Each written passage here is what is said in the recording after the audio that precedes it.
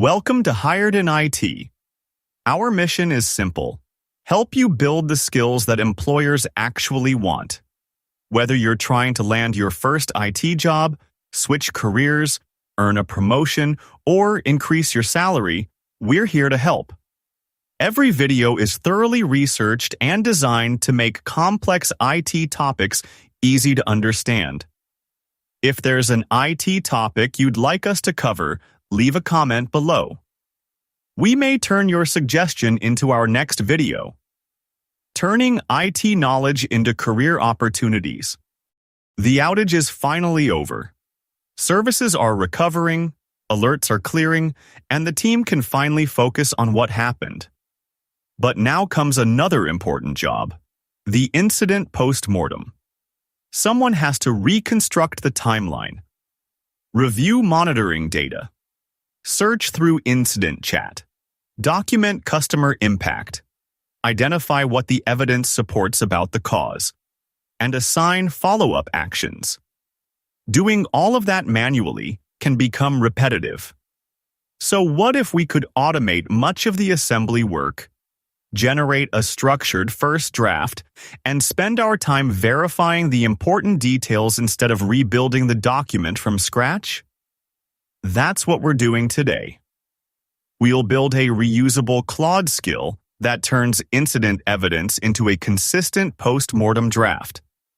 Then we'll test it, find its weaknesses, refine it, measure it, and eventually show how the workflow can be automated.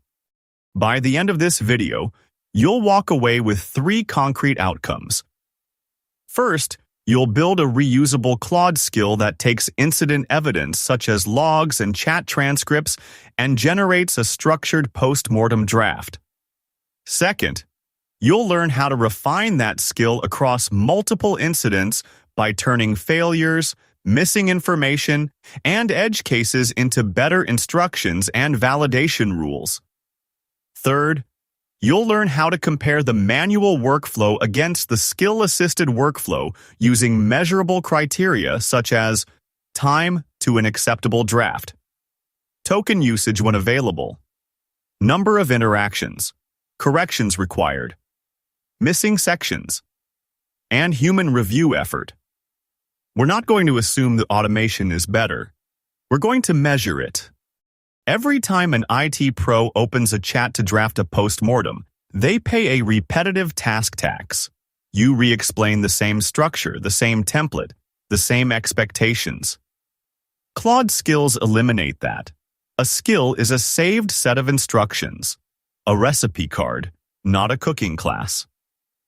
You write the steps once, pack them into a folder, and whenever the skill triggers, Claude follows the recipe without needing to be retaught. Here's the real advantage of a reusable skill. On the left is the ad hoc workflow.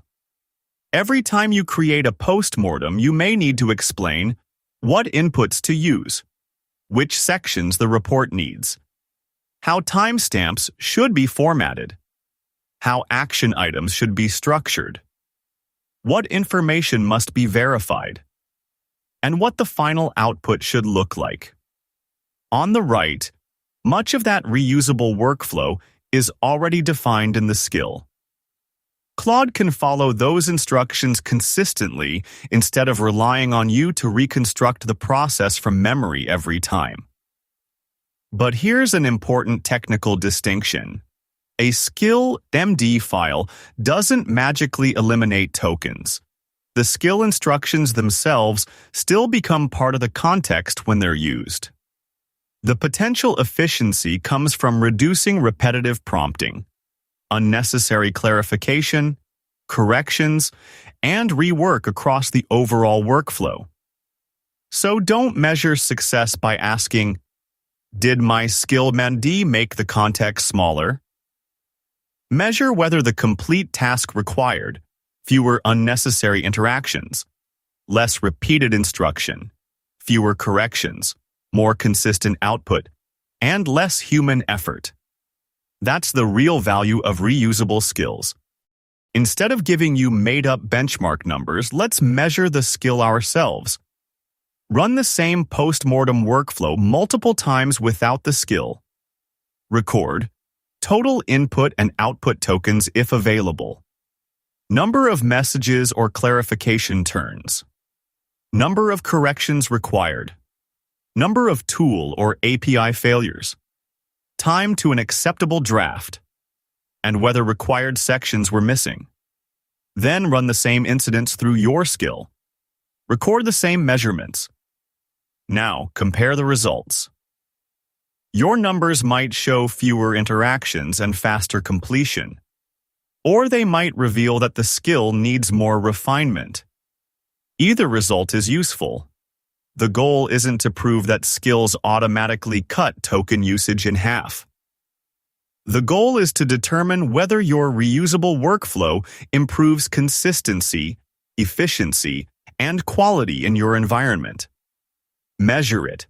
Don't assume it. Quick checkpoint. Does adding a SKILL.md automatically reduce the number of tokens Claude processes? No. The skill instructions still require context when they're used. So where can the efficiency improvement come from? Reducing repetitive prompting. Reducing unnecessary clarification. Reducing corrections and rework. And producing a more consistent workflow across repeated tasks. That's the distinction to remember. Skills don't make instructions disappear. They make reusable instructions reusable.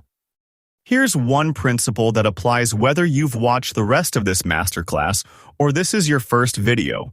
Specific instructions produce more predictable workflows. Imagine a skill description that says, helps with incident reports. That's vague. What should trigger it? What information does it need? What kind of report should it create? Now compare that with generate an incident postmortem from monitoring logs and incident chat transcripts. Include customer impact, UTC timeline, evidence-supported root cause analysis, and action items with owners and due dates. Much clearer. The more precisely you define when the skill applies, what inputs it expects, what steps it follows, and what successful output looks like, the less room there is for ambiguity. A reusable skill should encode a workflow clearly enough that another engineer could understand what it's supposed to do. Before we build anything, you'll need to make sure the right capabilities are active. In Claude.ai, go to Settings, then Capabilities. Look for the Code Execution and File Creation toggle.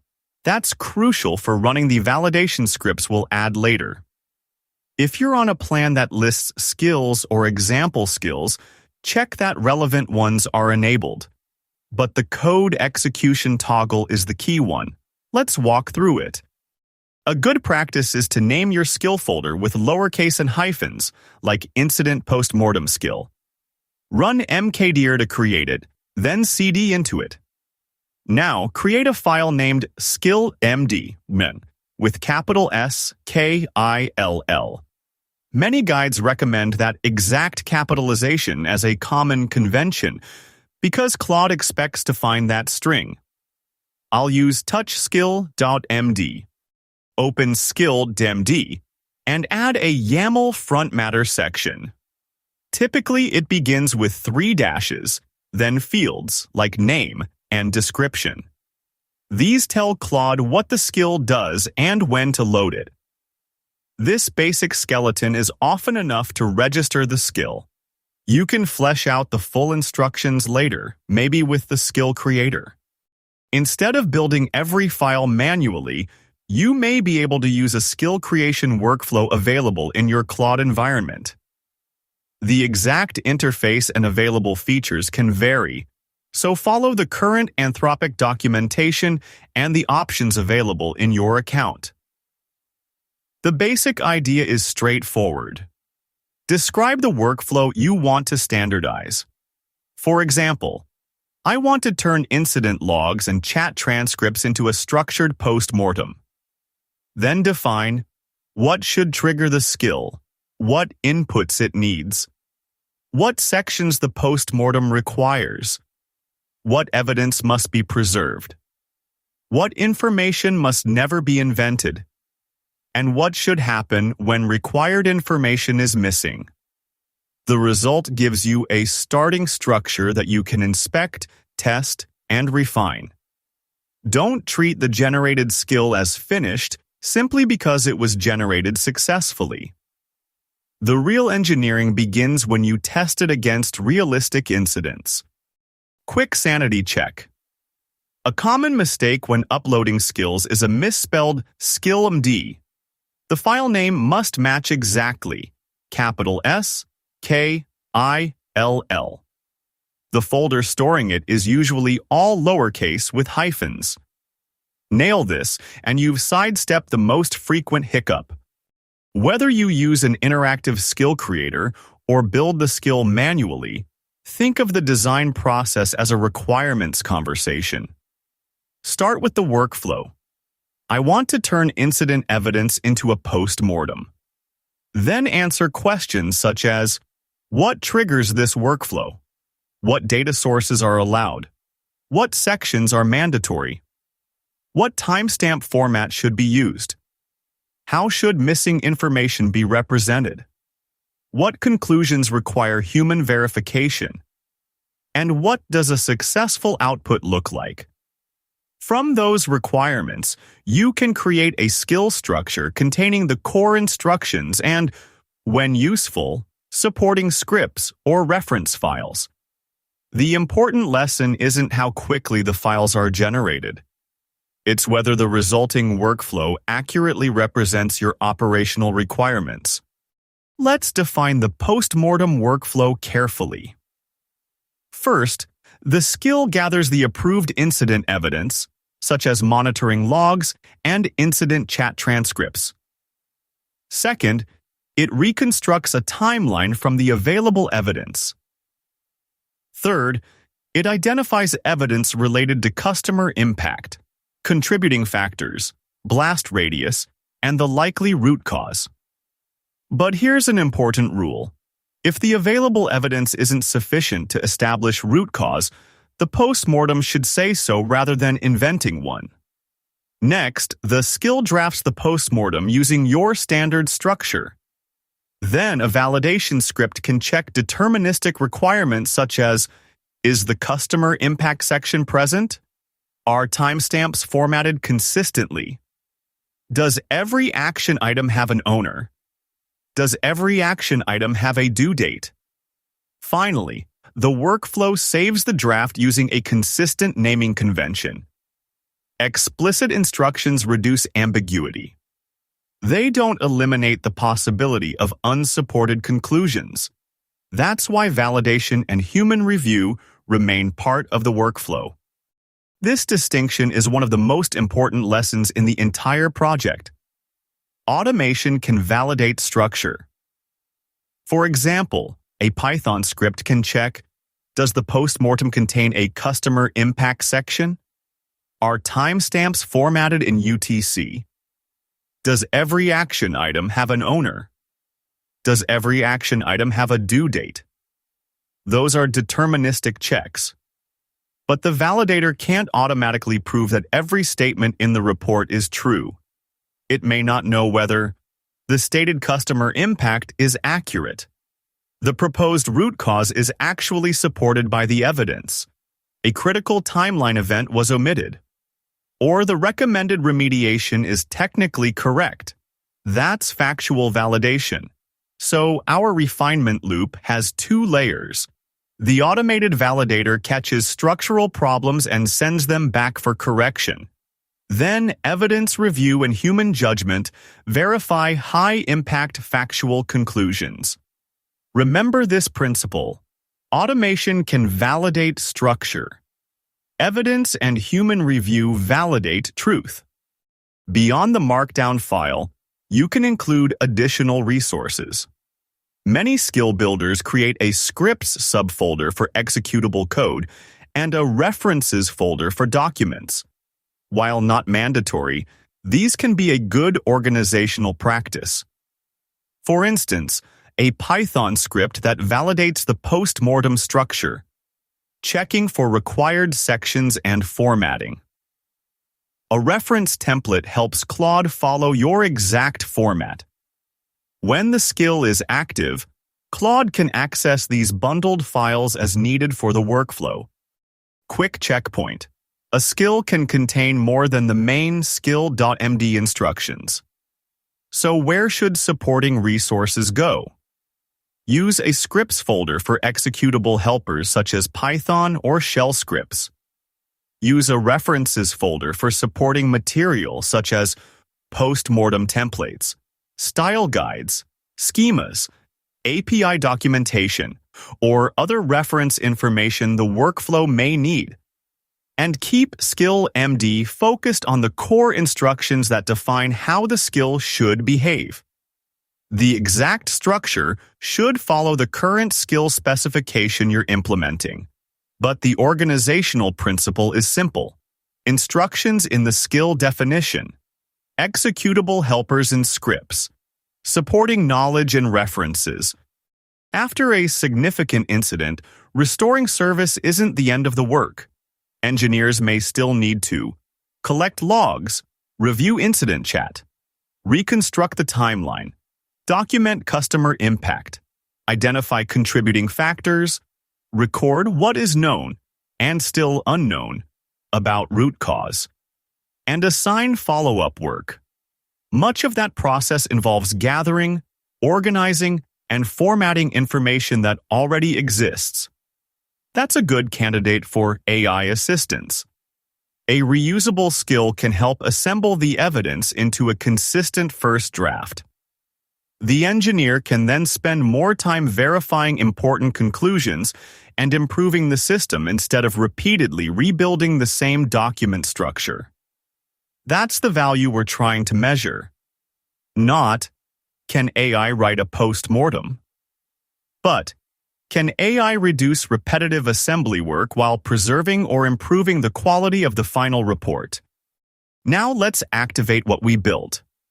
Go to Settings, Customize Skills, find Incident Postmortem, and flip the toggle. In a brand new chat, don't describe the process. Just give the task in plain language. Draft a postmortem for the payment service outage yesterday using the YARSR Incident 2025-0412 logs. Claude automatically loads the skill's instructions because the SKILL.md tells it exactly what to do when it sees a postmortem request. No more copy-pasting a 5-paragraph prompt every time. After Claude responds, expand the reasoning panel. Click the little arrow. Inside, you should see a mention of the skill's name or an indication that it was loaded. This is your quick confirmation. If the skill is listed, Claude used it. No need to guess. Here's the first pass the skill produced. A postmortem with the right skeleton. Title, impact, timeline, root cause, and action items. But look at the customer impact section. It's blank. The skill didn't know to pull that from the chat transcripts, and the action items are floating tasks, no assignees. This is exactly the version you'll get on run 1, and it's fine. Now we refine. Quick checkpoint. Our first postmortem draft looked complete at first glance. But what exactly was missing? 2 important things. First, the customer impact section was blank. Second, none of the action items had an assigned owner. Those aren't cosmetic problems. Without customer impact, the report doesn't explain who was affected or how the incident affected them. Without assigned owners, follow-up actions lack accountability. This is exactly why we don't judge a skill by one successful-looking output. We inspect the gaps. Turn those gaps into explicit requirements. Update the skill. And test again. The first run gives us evidence about the workflow. The failures tell us what to improve. After spotting that the first run missed customer impact and left timestamps in 3 different formats, we feed those gaps right back to Skill Creator. 3 sentences, and it rewrites the skill to specifically extract user count from chat and normalize everything to UTC. That's the iteration loop. Concrete feedback, not vague complaints. Now compare the first output with the revised version. On the left is our initial draft. The customer impact section is incomplete. Timestamp formatting is inconsistent. And action items don't consistently identify ownership. On the right is the result after we deliberately refine the skill. The updated instructions now require the workflow to look for customer impact evidence in the approved incident data. Timestamps are normalized to UTC, and every action item must include an owner and due date, or explicitly state when that information is not available. That's not the skill magically learning from previous runs. We're improving it. We observed specific failures, converted those failures into requirements, updated the instructions and validation rules, and tested the workflow again. That's the engineering loop. Test, observe, refine, retest. Here's another quick checkpoint. What makes a postmortem complete? It should answer the questions someone needs in order to understand the incident and what happens next. Who was affected? What happened? When did it happen? Where did the failure occur? Why did it happen?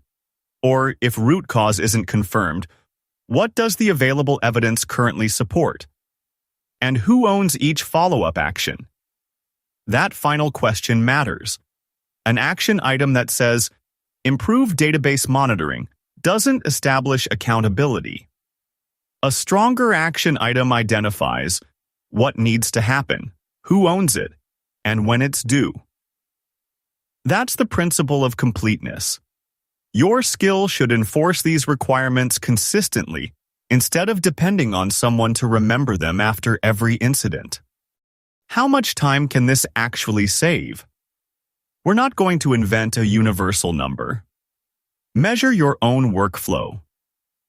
Take several completed incidents and record how long it takes to create an acceptable postmortem manually.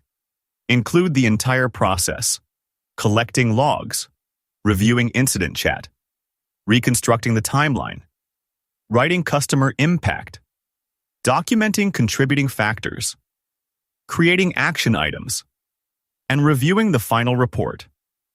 Then process comparable incidents using your skill. Measure the time again. Maybe your manual workflow takes 90 minutes, and the skill-assisted workflow takes 20. Maybe your numbers are completely different. What matters is that you can demonstrate the improvement with evidence from your own process, and don't measure only speed. Track missing sections, incorrect timestamps, unsupported conclusions, unassigned action items, and the amount of human correction required.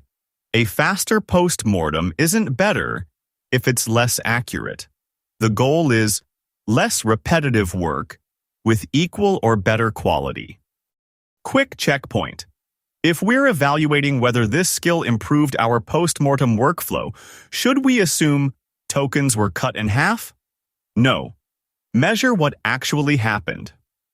Track total token usage, if available, number of interactions, time to an acceptable draft, corrections required, missing sections, tool or API failures, and human review effort.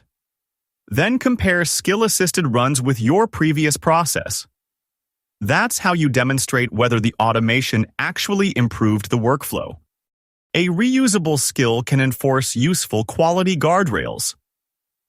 For example, every postmortem must contain customer impact. Every timestamp must use the same format. Every action item must identify an owner and due date, or clearly state when one hasn't been assigned. The root cause section must distinguish confirmed evidence from hypotheses. And missing information must be explicitly identified rather than silently invented. These guardrails improve consistency, but they don't automatically make every conclusion correct. A report can contain every required section and still contain a factual error. So think of quality in two layers. Structural quality. Is the document complete and consistently formatted? Factual quality. Does the evidence actually support what the document says? Your automated checks help with the first. Evidence review and human judgment remain essential for the second. Once the workflow is reliable, you may want to automate when it runs. But here's an important distinction. We're not scheduling the Claude.ai website with Cron. Instead, we create a script that calls the Anthropic API. That wrapper script handles the workflow. For example, it can load the incident data, load or reproduce the approved postmortem instructions, send the appropriate request to the Claude model through the API, validate the response, and save the resulting postmortem as a markdown file. Then Cron simply schedules that script. The architecture looks like this. Cron triggers the wrapper script. The script gathers approved incident data. The script calls the Anthropic API. Claude generates the structured draft. Our validation logic checks the result, and the script saves the approved output. Keep your API key outside the script. Use an environment variable or your organization's approved secrets management system. Add timeouts, error handling, logging, and retry limits. And remember, a scheduled API workflow is not automatically identical to an interactive Claude skill. If your automation depends on specific skill behavior, make sure the API workflow explicitly provides the instructions, tools, and context required to reproduce that behavior. Automation should make the workflow repeatable, not hide how it actually works. Generating the markdown file is useful, but the postmortem becomes more valuable when it enters the systems your team already uses. With appropriate integration scripts or APIs, the completed draft could be routed to Slack or Teams for team visibility, Jira or another work management system for tracked follow-up actions, email for stakeholder communication, or a document repository for long-term incident records. Each integration needs its own authentication, permissions, secrets management, payload handling, logging, and failure behavior. So don't think of this as 3 lines of bash and we're done. Think of it as another controlled integration layer. The postmortem is generated once. Then, approved systems distribute the information to the people and workflows that need it. Quick checkpoint. Why send the postmortem beyond a local markdown file? Because different systems serve different operational purposes. A team collaboration channel can make the report visible to responders. A work management platform can track remediation and follow-up actions. Email can communicate the appropriate summary to stakeholders. And a document repository can preserve the incident record. The goal isn't to send everything everywhere. It's to route the right information to the approved system responsible for the next step. Generation creates the draft. Integration turns that draft into part of an operational workflow. 3 pitfalls that quietly break skills in production. 1. Over-triggering. If your skill description is too broad, it'll fire on every message and drown the context. The fix is a tight trigger phrase, something unmistakable like generate postmortem from TAS incident. 2. Vague descriptions. Claude needs to know when to load the skill, and a generic label like helps with reports won't cut it. Give it a real scenario. 3. Missing MCP data. The skill might call an API that's down or a log file that doesn't exist. Without fallback instructions, it stalls. Spell out exactly what Claude should do when the input is empty. Write a partial report and flag it, not crash silently. You've seen the structure. Now choose one repetitive IT workflow that would benefit from consistent instructions. Maybe it's incident postmortems, log summarization, ticket triage, change review preparation, or server health reporting. Start small. Define what triggers the workflow, what inputs it needs, what steps should always happen, what the final output must contain, and what Claude should do when information is missing. Then build the skill and test it against several realistic examples. Don't judge it by one successful demo. Look for edge cases. Missing information, incorrect assumptions, inconsistent formatting, and places where human review is still required. Each failure gives you another requirement to encode. That's how a useful skill becomes a reliable one. Let's bring everything together. First, identify a workflow you repeat often enough to justify standardizing it. Second, move the reusable instructions into a skill so the expected process, inputs, and output structure are clearly defined. Third, test it against realistic incidents. Measure the results instead of assuming improvement. Track time, interactions, corrections, missing sections, token usage when available, and human review effort. Fourth, refine the skill using the failures and edge cases you discover.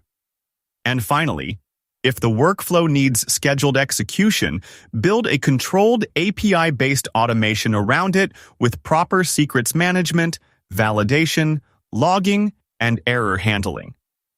That's the bigger lesson. A custom Claude skill isn't valuable because it makes one prompt shorter. It's valuable because it can turn a repeated human process into a documented, testable, and increasingly consistent workflow. That's the difference between experimenting with AI and engineering AI into your operations. Next, in the Claude Masterclass, we're stepping into infrastructure as code. You'll give Claude a plain English prompt, build a 3-tier web app on AWS, and it'll generate the Terraform, validate the syntax, and deploy it. No copy-pasting from documentation. No staring at error messages at 11 p.m. Hit subscribe so you don't miss it. See you then. Remember, careers aren't built by watching videos. They're built by applying what you learn. Pick one thing from today's lesson, build it, document it, and share it. That's how you get hired. Thanks for watching Hired in IT, where we're turning IT knowledge into career opportunities.